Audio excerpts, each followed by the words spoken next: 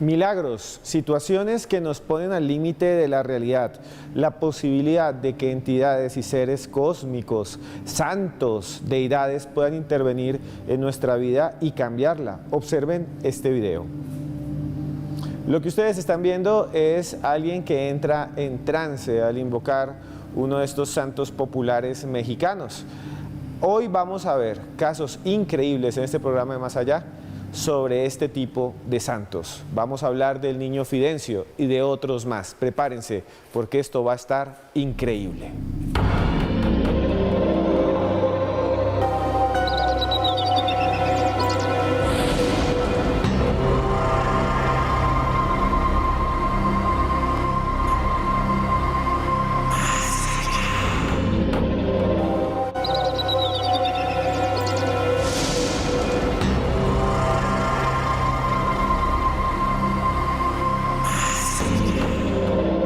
Eduardo Escoto,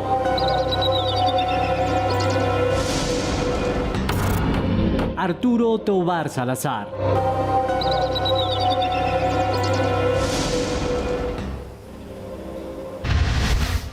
Muchos nos han pedido el tema de esta noche. Muchos nos han escrito y nos han dicho, queremos hablar o queremos que ustedes hablen de los santos. Y queremos que nos cuenten historias como las que le pasa a mi tía, a mi abuela o a mí. Existe, por ejemplo, un santo muy conocido que es José Gregorio Hernández, aquí en Venezuela y en Colombia, que se dice cura de forma espiritual a las personas, que llega en las noches y hace operaciones. También hay en otros lugares del mundo otros santos populares. Hoy vamos a hablar de esos santos poderosos y tenemos un invitado o un par de invitados especiales. Lalo Escoto, investigador de temas paranormales, extranormales. Muy buenas noches, ¿cómo está? Esteban, buenas noches. Pues un tema que es interesante, poco abordado, pero que sin lugar a dudas pues forma parte de estas ramificaciones del mundo de lo oculto, del mundo de lo misterioso. Y pues qué mejor que en Más Allá para hablar el día de hoy acerca de estos personajes de los santos.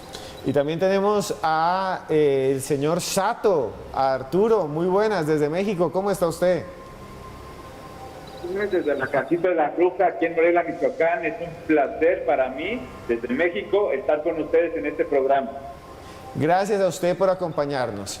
Para comenzar, para empezar a hablar de los santos populares, observe esta nota que hizo Joan Arenas y nuestro equipo de producción.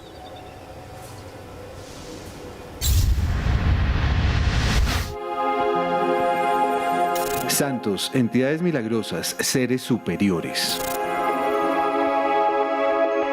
Existen miles de personas alrededor del mundo que dicen haber sido curadas por seres divinos. Seres como José Gregorio Hernández, un médico venezolano que, según algunos, opera a los enfermos luego de peticiones y rogatorios. He buscado ayuda por todos lados, no la encontré. Encontré gracias al doctor José Gregorio, él me hizo la cirugía espiritual y quiero contarles que tengo 4 meses de embarazo, estamos felices y todo se lo debemos a él, a los hermanos.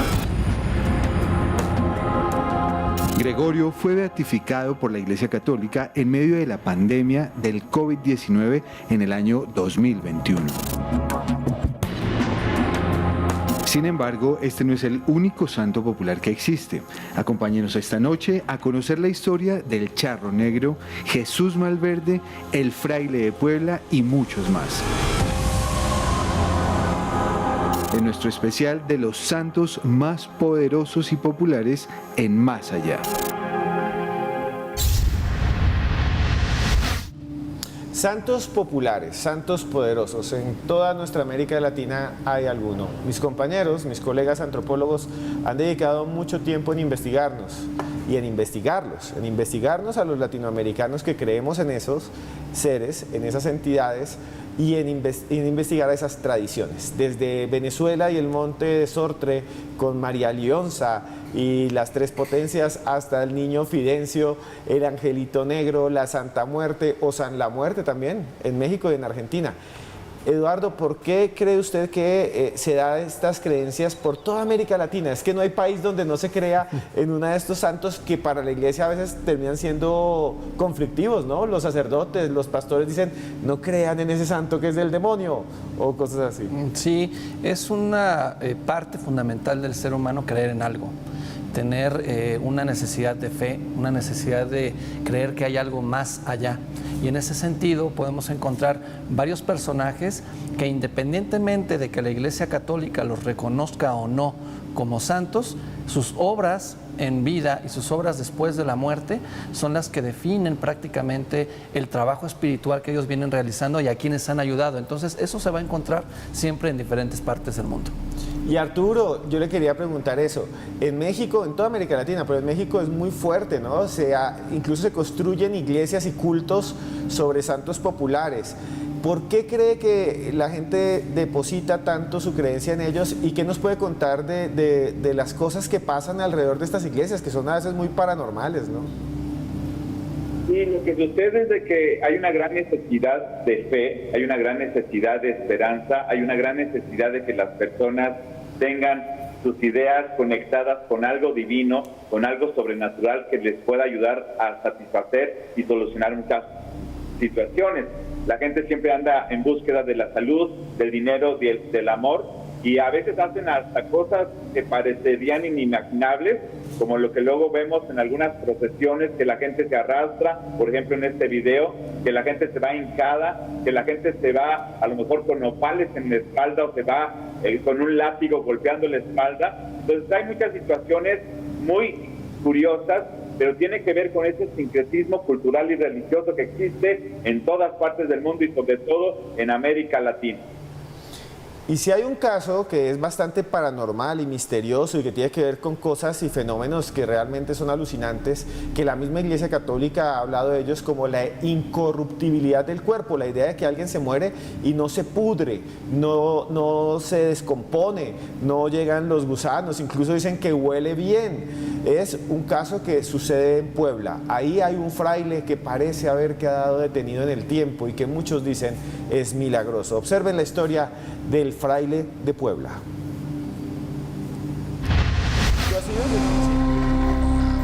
Si existe una devoción impresionante, es la del beato Sebastián de Aparicio, conocido como el fraile de Puebla. Cada día, cientos de personas se acercan a su momia o cuerpo incorruptible para pedirle favores. Algunos aseguran haber sido visitados por su presencia y tocados por su mano invisible. La historia cuenta que Sebastián fue un empresario inmensamente rico que donó todo su dinero para volverse santo en el siglo XVII. Fue entonces cuando se transformó en un ser milagroso. En 1608, durante la investigación abierta tras su muerte en el Vaticano, se llegaron a reconocer 590 milagros, y en el proceso apostólico llevado a cabo entre 1628 y 1630, se desembocaría en su beatificación por Pío VI en 1789. Esa cifra ya superaba los 1.200 milagros. El fraile de Puebla realmente es impresionante. Esta figura que parece haberse congelado en el tiempo es ver a alguien del tiempo de la colonia, sí, allí expuesto frente a todo el mundo. Si existe una devoción. ¿Qué piensa usted, Eduardo, de esto? Porque también hay muchas historias, ¿no? Me comentaba mientras veíamos que la gente iba y le robaba pedazos de su cuerpo, o sea, se robaba parte del cadáver porque creían que es milagroso, que transformaba la realidad, que curaba. Sí, esto es una historia real. De hecho, sucede que en algún momento se tuvo que resguardar este cuerpo porque la gente iba y robaba pedacitos de parte del cuerpo, como las famosas reliquias, con la intención de, no sé, llevárselas, tener algún milagro o algo. De hecho, la cabeza de este sacerdote, este fraile, en algún momento fue robada, ¿sí? Después se pudo recuperar y ahora lo que podemos ver es una máscara fabricada en cera de este Fray Sebastián de Aparicio, que además es una historia muy interesante porque hay muchas personas que van a pedirle milagros. Esa es la diferencia entre los más de 20,000 santos que reconoce la Iglesia Católica a los que no los reconoce. A ellos se les piden milagros, a los otros se les piden favores. Y hubo un fenómeno que recuerdo la ocasión que tuve la oportunidad de grabar ahí, que me ocurrió, se me hizo algo extraño. Brevemente te lo comento, es que estábamos grabando, la cámara simplemente me marcó baja batería, se iba a acabar, y yo en mi mente le decía, Fray Sebastián de Aparicio, échame la mano para poder contar bien tu historia, échame una mano, y de repente la batería se fue para arriba. Son uno de quizás miles de testimonios que existen de milagros de este fraile allá en la ciudad de Puebla. Señor Sato, este fraile, ¿a qué personas busca o a quiénes favorece? ¿Quiénes van hasta allí, hasta Puebla? ¿Qué hacen? ¿Hay oraciones especiales, rituales especiales? ¿Qué hay alrededor de este fraile que es un santo tan conocido allí? Curiosamente, hace muchos años a mí me tocó asistir a este lugar donde se encuentra este fraile, lo que queda de él, sus restos, y yo viajé con un grupo de personas para unos cursos que había en este lugar, y mi esposa se quedó aquí en la ciudad de Morelia. Curiosamente, el día que yo estaba visitando este fraile en esta iglesia, ese día mi esposa lo recibió, tuvo el contacto, hubo la sincronización, y mi esposa, cuando yo regresé de este viaje de Puebla, me dijo, oye, fíjate que se me apareció un fraile de esta manera, y ella no sabía porque todavía no se lo contaba. Y entonces, ¿qué pasó? Me dice mi esposa, este fraile está sufriendo mucho, no lo dejan descansar porque le están pidiendo y pidiendo y pidiendo. Obviamente cuando yo ya le comenté quién era este señor, que hasta le tomé unas fotografías. ¿Qué es lo que sucede?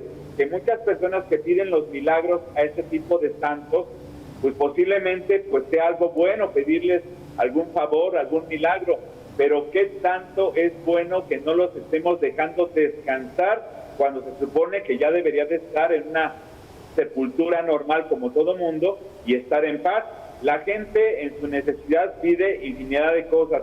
Hay gente que pide a los santos, como este señor fraile, cosas para bien, habrá cosas que le pidan a otras personas para mal, pero algo que sí es muy importante es que este tipo, como el señor fraile, que estamos aquí viendo en las imágenes, pues no está descansando completamente en paz, porque obviamente no lo dejan ahora sí que de pedirle a él.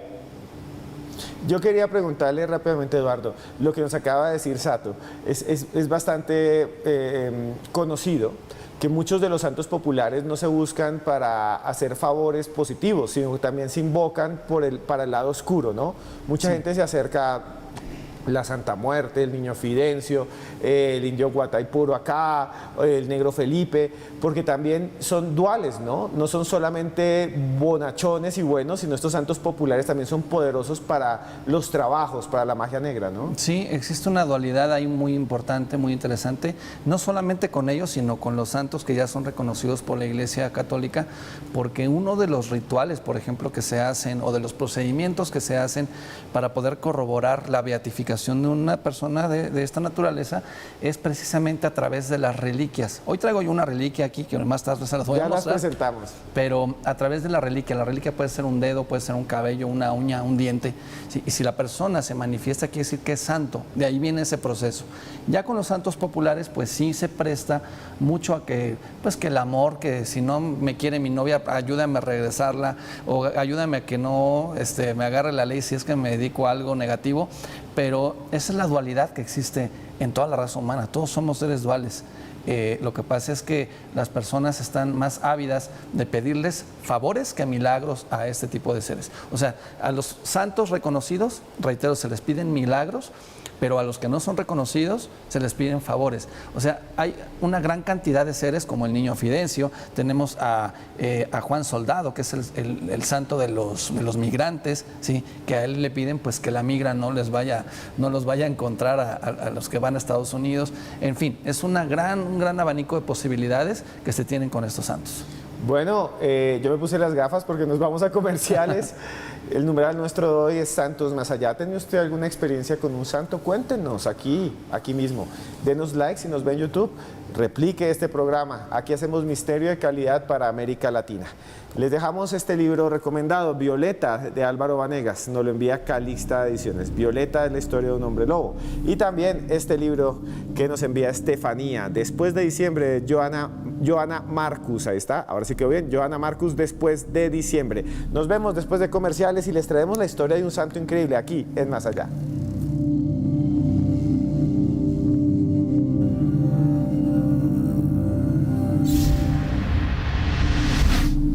Continuamos en Más Allá, en esta noche en la que hablamos de los santos populares y de su poder. Hemos hablado ya de alguno de ellos, del fraile de Puebla, que realmente es impresionante, el fervor que hay allí. Vamos a hablar de un santo que también no es visto como un santo por muchos, para otros hace parte de toda una cultura de la magia, y es el señor Malverde, de Sinaloa. Observen ustedes su historia.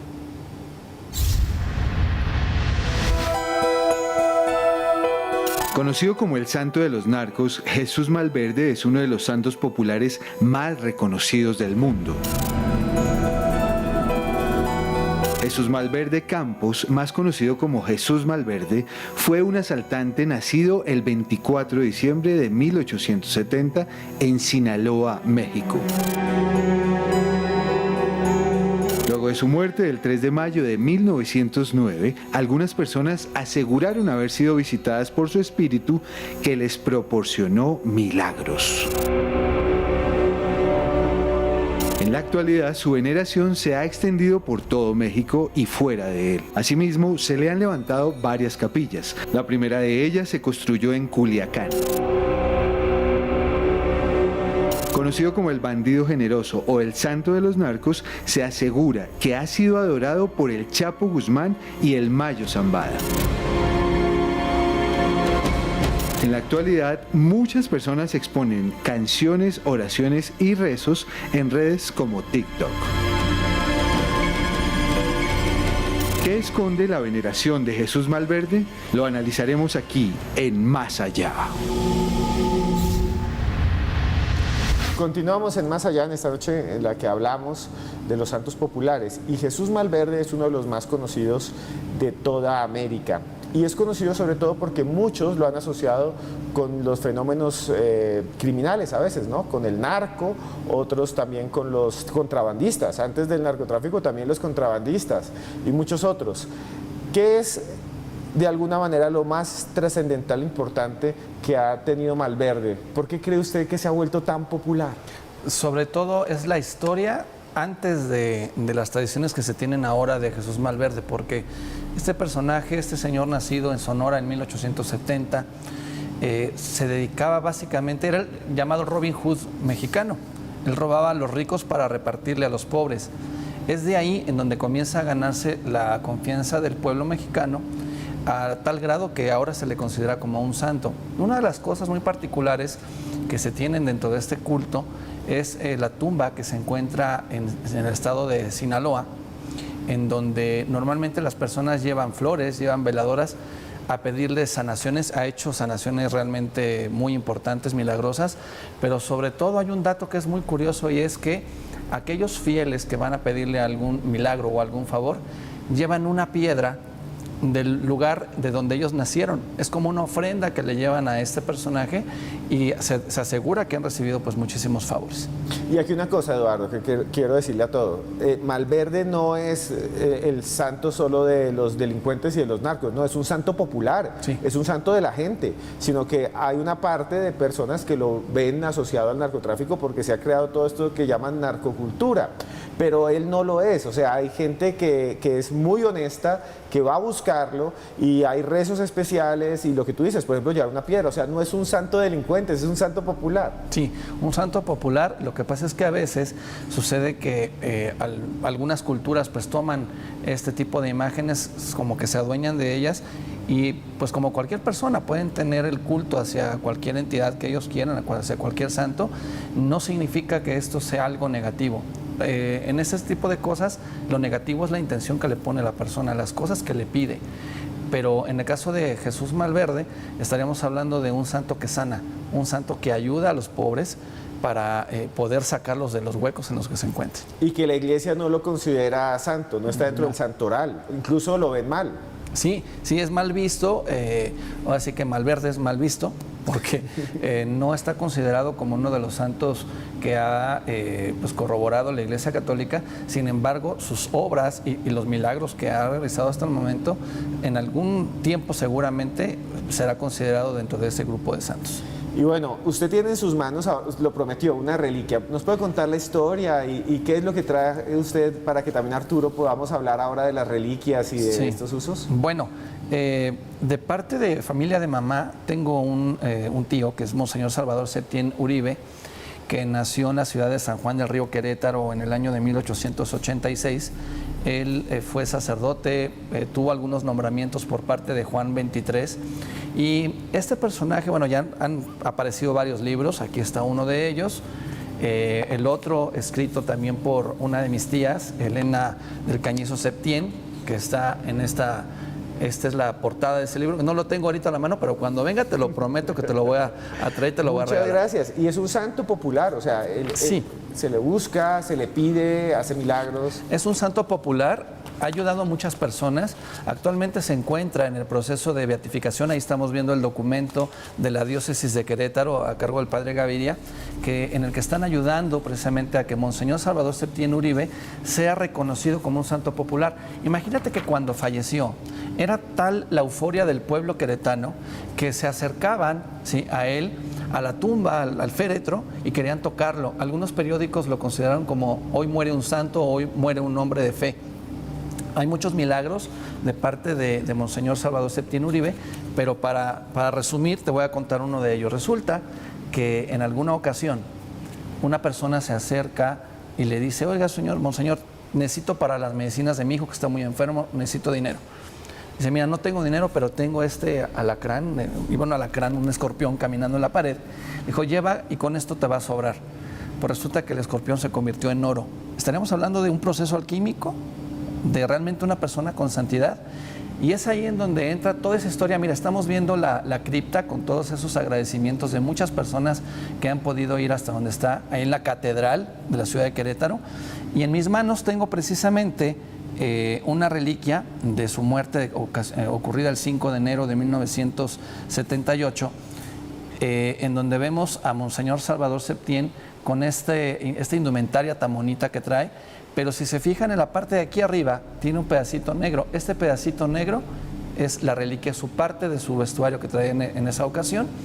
Y bueno, pues corre a lo largo de la familia y a lo largo de los queretanos que así buscan una protección con Monseñor Salvador Septién Uribe. Entonces es una historia que en algún momento que sea beatificado, con gusto la traeremos a más allá. Y para pasar con el señor Sato y preguntarle sobre las reliquias, antes de eso, ¿quiénes le piden? O sea, los santos tienen generalmente, hay el santo de los parrilleros, que es San Lorenzo, de los cocineros, hay la Virgen de los transportadores, que es la Virgen del Carmen. ¿Este santo es patrono de qué? ¿O quiénes se le acercan más, si usted sabe? ¿O es un santo más popular? Es un santo más popular. O sea, ha llegado a cualquier estrato de la sociedad.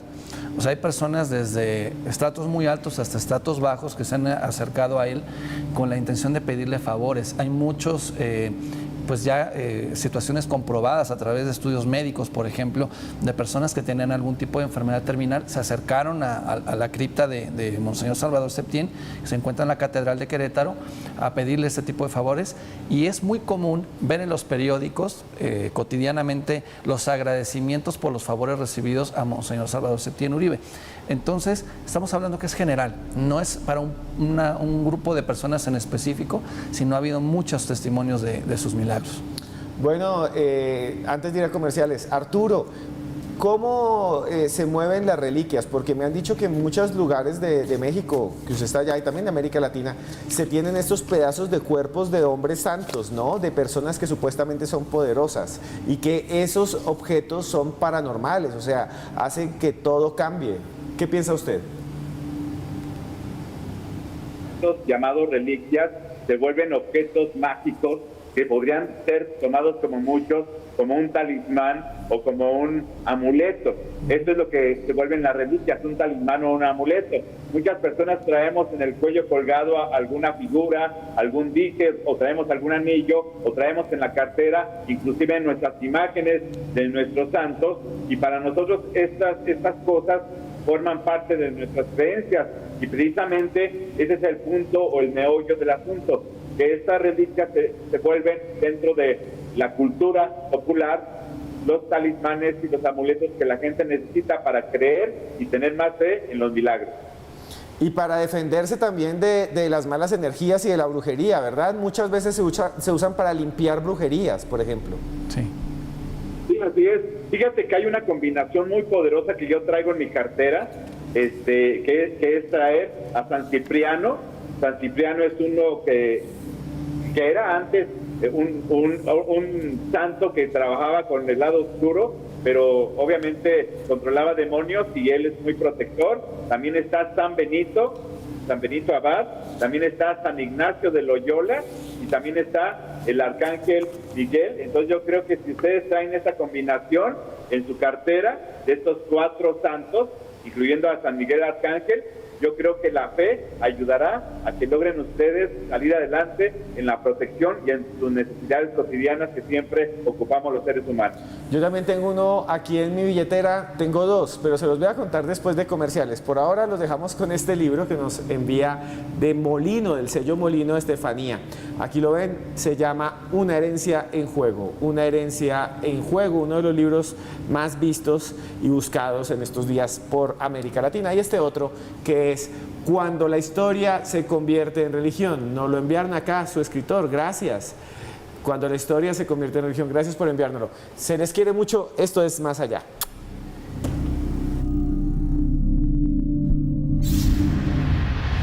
Continuamos en Más Allá, en esta noche en la que hablamos de santos populares. Yo les prometí, aquí tengo mi billetera, la tengo así amarrada porque siempre la boto. Y yo cargo estos 2 santos. Uno es San Pancracio, aquí lo ven, es el santo para la salud y el trabajo, siempre lo tengo. Lo que tienen estos santos, las estampitas, para que ustedes conozcan, cuando trae una palma el santo significa que lo mataron, que lo asesinaron, que es un mártir de la iglesia, que sufrió mucho, que lo torturaron. Este es San Pancracio. Y el otro que cargo yo es San Cayetano. Aquí está San Cayetano, que es también para la divina providencia, para siempre tener, que nunca falte el pan, la casa ni el abrigo. Les voy a leer lo que dice aquí, vea. Dice: Padre mío San Cayetano, capellán del Padre Eterno, que en tus manos nos da la victoria para el cielo. Dadme pan, San Cayetano, santo queridísimo Dios, dadme hogar, dadme vestidos y pan de aquel que vos comiste. Él es también visto por muchos como el santo de la comida, o el santo que nunca te hace falta comida en la mesa. Pero bueno, vamos a hablar ya no de estos santos, sino de unos populares. Y en México hay uno en especial que es bastante reconocido. Incluso se construyó su propia iglesia, su propia comunidad se ha construido, el Niño Fidencio. Observen la historia.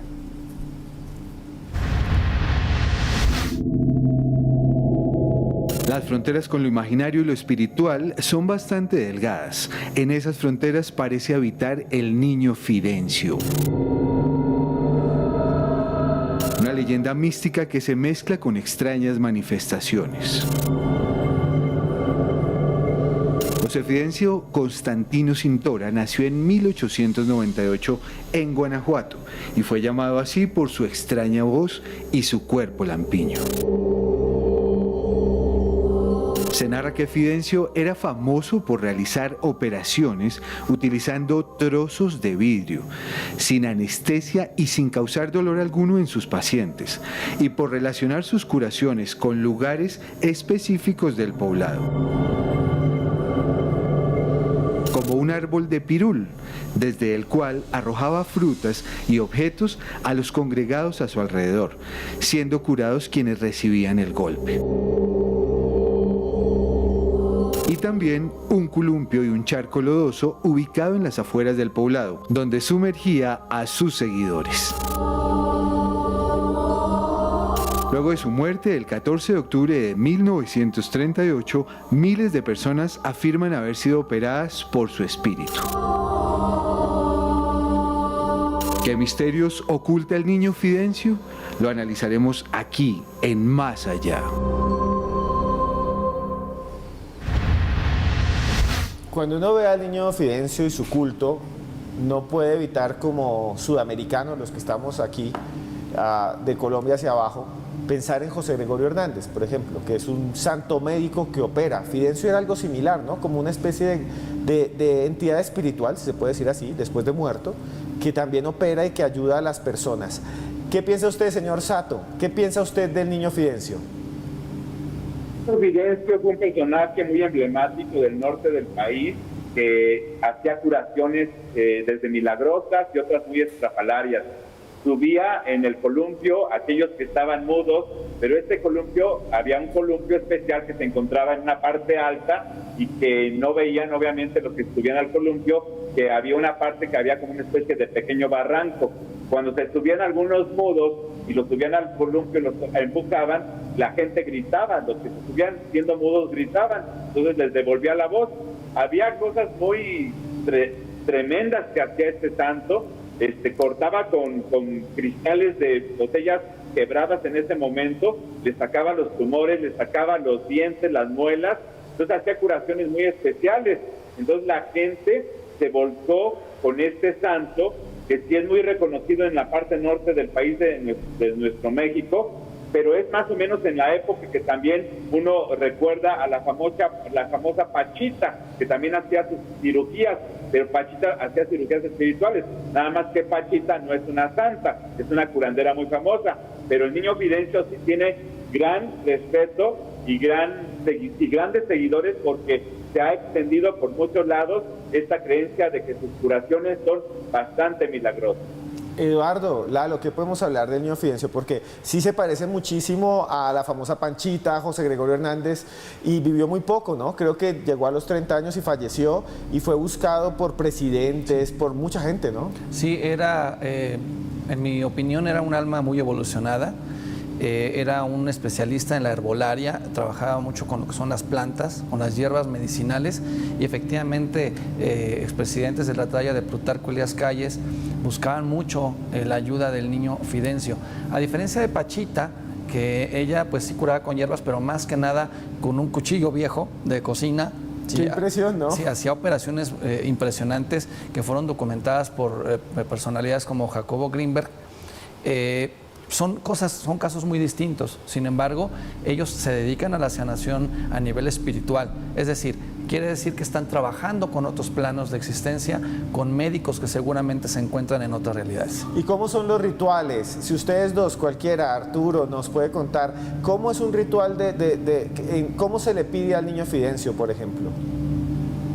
La gente asiste a estos lugares donde tiene sus templos, están sus representantes a los que se les llama cajitas, y que obviamente reciben el espíritu del niño Fidencio, y el niño Fidencio, a través de ellos, a través de estas personas que se llaman cajitas o se autodenominan cajitas, curan a las personas.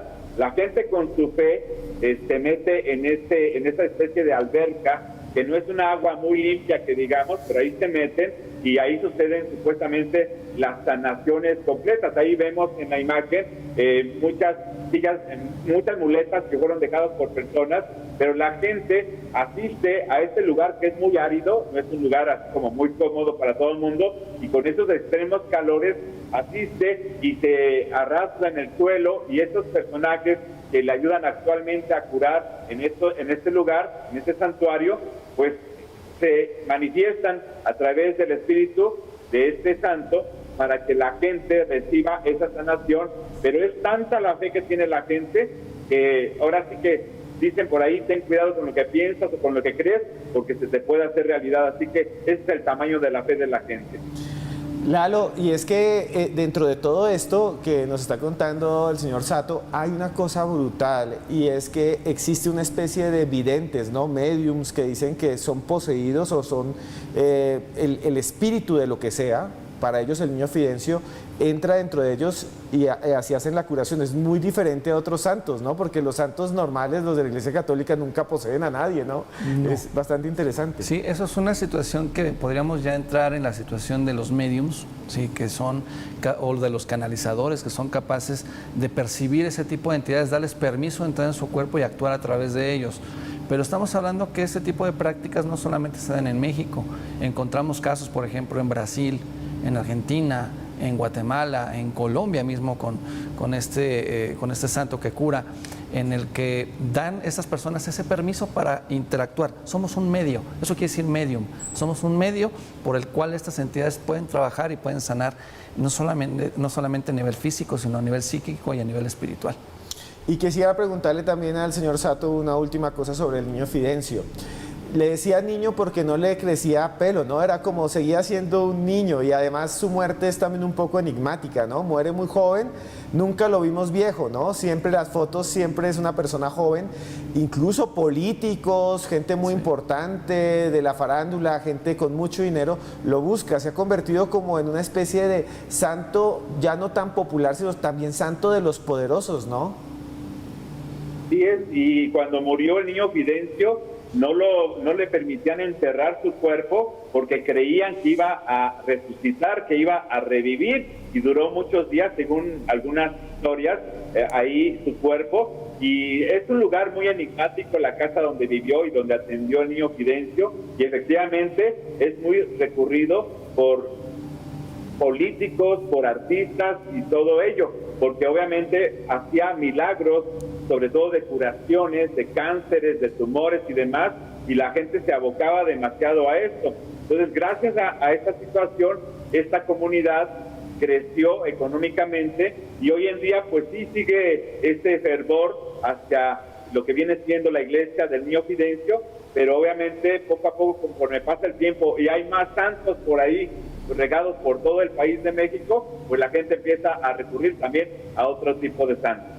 Lalo, y lo que nos está diciendo aquí es impresionante, porque yo he escuchado muchas historias paranormales de la casa del niño Fidencio, de milagros, de presencias, eso es común en muchos de los santuarios, ¿no? Que la gente dice, no, llegué acá y se siente una energía, es diferente, hay manifestaciones, frío, calor, en estos lugares que son santuarios de estos santos populares, ¿no? Sí, independientemente del peso, de la carga energética espiritual que pueda tener el santo del cual estemos hablando, también es importante recalcar el hecho de todas aquellas personas que van con la intención de pedirles algo. Esos sentimientos generan una carga a nivel energético que se quedan impregnadas en este tipo de sitios y en algún momento específico podemos ser testigos paranormales de este tipo de casos porque los podemos sentir, podemos experimentar fenómenos inexplicables y es una conciencia colectiva, es una carga de conciencia colectiva que en muchas ocasiones se da y en otras también relacionadas, reitero, al tema espiritual que maneje cada uno de estos personajes. Bueno, nos vamos a comerciales, pero antes les quiero recomendar este libro y no se pierdan de aquí porque Joana Arenas nos va a presentar a otro de esos santos populares que nos va a dejar pensando, nos va a dejar meditando. Este libro que se llama, que lo ven aquí, Mal paga el diablo, de Álvaro Vanegas. Mal paga el diablo de Álvaro Vanegas, de Calixta Editores. Ya volvemos porque esto es Más Allá.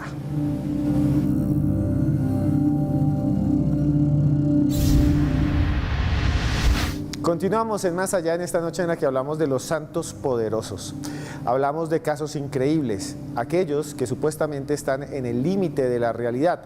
Y para hablarnos de esos santos, antes de eso quiero decirle a usted que desde donde nos ve, si usted está en este momento, llegó hasta esta parte de nuestro programa y está viéndonos en YouTube, aquí abajo, coméntenos desde qué país, desde qué ciudad, los queremos muchísimo. Ahora sí, damos la bienvenida a alguien que nos trae una historia increíble, es nada más y nada menos que Joana Arenas. Joana, muy buenas noches, gracias por estar aquí en Más Allá y contarnos sobre lo que usted viene a decirnos.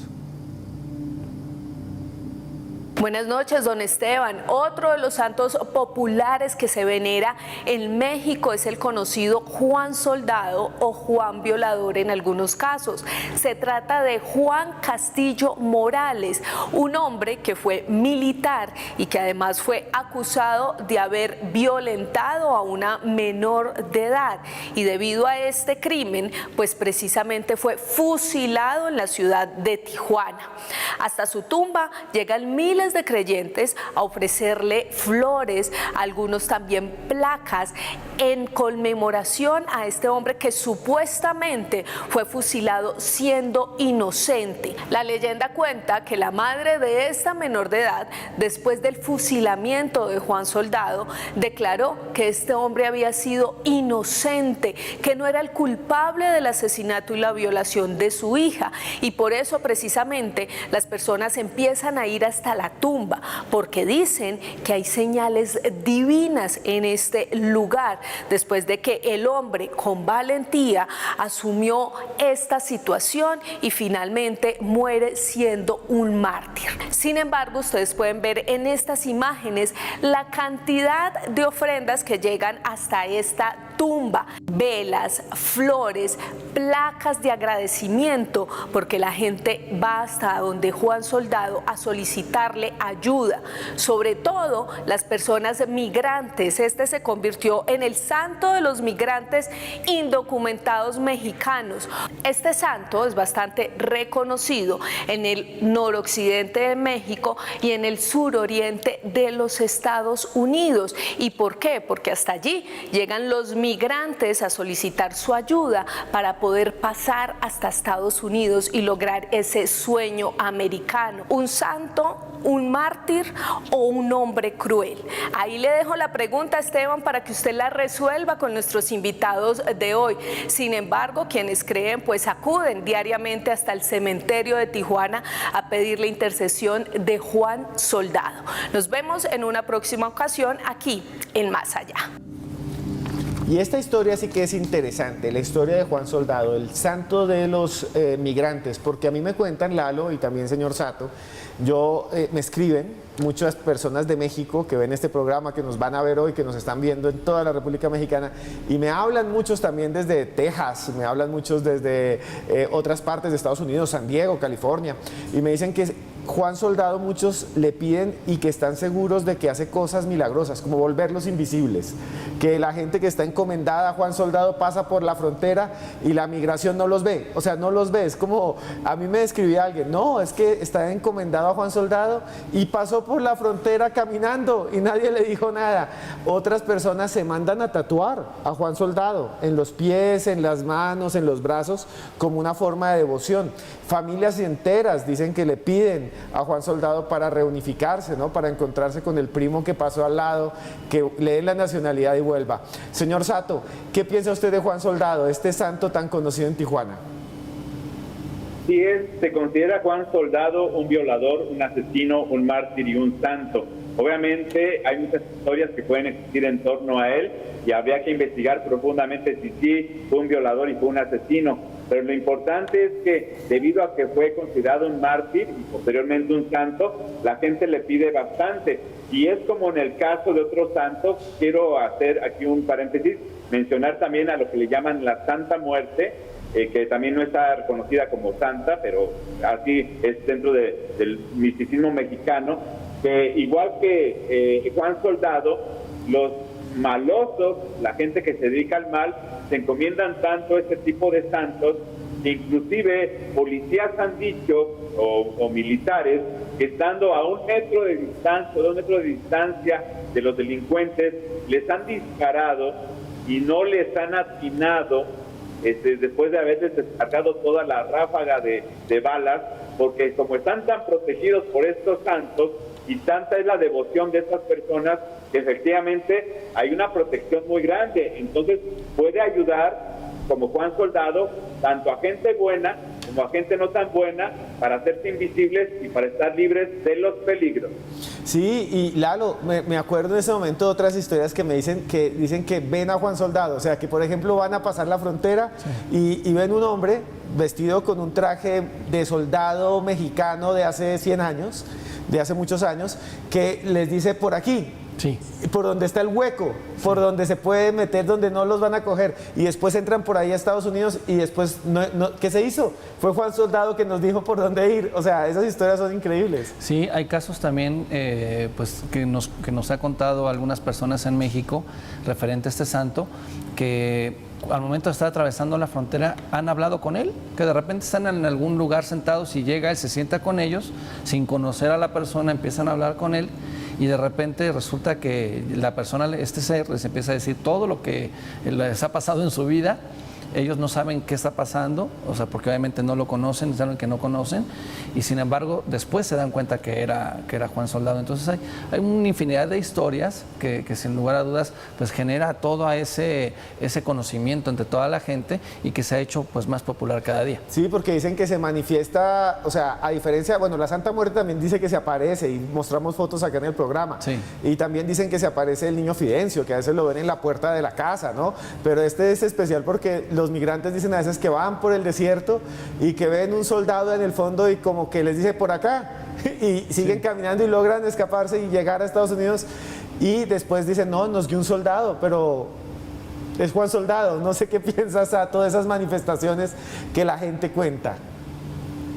Efectivamente, hay tantos fenómenos sobrenaturales en torno a las manifestaciones de los santos y obviamente la gente, si hiciéramos un libro de todas las manifestaciones y de todas las leyendas en torno a estos santos, no sería un libro, serían miles de libros o miles de enciclopedias hablando de tantos milagros, de tantas manifestaciones, y yo pienso que dentro de la tradición, en el caso de México, de las tradiciones mexicanas, hay tanto que contar, hay tanto que descubrir, y obviamente pues todavía faltan muchas cosas por encontrarnos en el camino, porque cada vez son más personas que empiezan a dar sus testimonios. Los abuelos de antes, pues decíamos, eran los únicos que nos contaban las historias. Hoy en día ya muchos jóvenes o adultos mayores también tienen esos contactos sobrenaturales con estas peticiones que les hacen a los santos y son verdaderamente interesantes e impresionantes la mayoría de las veces. Y que además hay una ritualística, ¿no? O sea, porque, por ejemplo, si hablamos de San Juditas, de San Judas Tadeo, aquellas personas que se acercan a pedirle algún milagro, tienen que forzosamente voltear a San Judas de cabeza, si no, no les cumple el milagro. Entonces, estamos hablando de todo un procedimiento que ha venido generación tras generación en el Vox Populi, ¿sí? Que dicen, oye, tienes que hacer esto de esta manera para que funcione. Y así nos podemos encontrar infinidad de rituales para todos estos santos. Bueno, llegamos al final de Más Allá. Ustedes muchas gracias por estar ahí. Señor Arturo, señor Sato, gracias por estar. ¿Cómo pueden buscarlo usted? Quien quiera contactarlo usted, ¿cómo lo puede hacer? Estoy en el Facebook como Arturo Tobar Salazar, entre paréntesis, Maestro Sato, en el Instagram como Chamán Sato, en el TikTok como @Chamán Sato y en el YouTube poniéndole Maestro Sato en el buscador, ahí encuentran mis videos. Y les saludo y les bendigo desde la casita de la bruja, aquí en Morelia, Michoacán, México. Gracias. Gracias a usted, muy agradecido de que usted esté con nosotros. Lalo, muchas gracias. ¿Cómo lo buscan a usted? Si alguien lo quiere contactar, preguntarle cualquier cosa. Muchas gracias, Esteban, y gracias, Maestro Sato, por aceptar la invitación. Un gran amigo de allá de México. Pues me encuentran en Instagram como @Lalo_Escoto. Los invito también a suscribirse a mi canal de YouTube, Eduardo Escoto, Testigo Paranormal, y mi número personal de consultorio, el +57 318 697 3831, para quien quiera contactarme, por lo menos a saludarme, son claro. Bienvenidos. Gracias, Esteban, escríbanle por al la WhatsApp. Escríbanle ahí. Gracias a ustedes. Yo solo quiero decir una cosa, no importa en lo que creamos. Ustedes y yo podemos creer en lo que queramos, siempre que sea bueno. Siempre tenemos que buscar lo que realmente nos ayude y ayude a los demás. Si nuestra creencia se va por lo negativo, nos hará daño y le hará daño a todos los que están ahí. Usted y yo estamos vivos y eso es lo importante, y tenemos que acompañar y dar afecto a todos los que nos quieren. Los queremos mucho. Esto es Más Allá y nos vemos, porque no olviden que por más lejos que andemos siempre habrá un más allá. Se les quiere.